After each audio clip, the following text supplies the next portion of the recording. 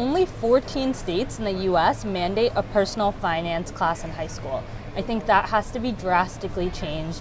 We learn about so many things in school and higher education, but personal finance is overlooked even at the highest levels of institutions and educations.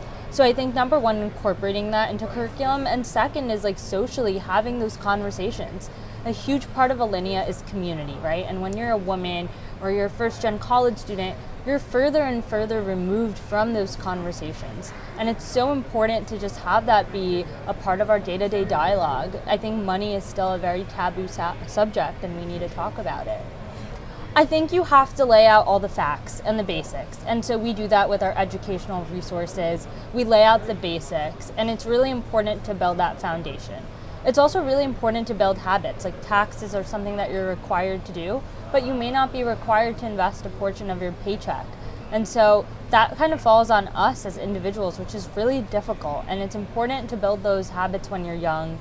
It's the same thing as your physical fitness, right? If you don't establish those habits earlier on, it gets more and more difficult as time goes on. So I think it's really important to just open up the dialogue. Reducing jargon is a huge part of it. There's such a steep learning curve for some of these terms.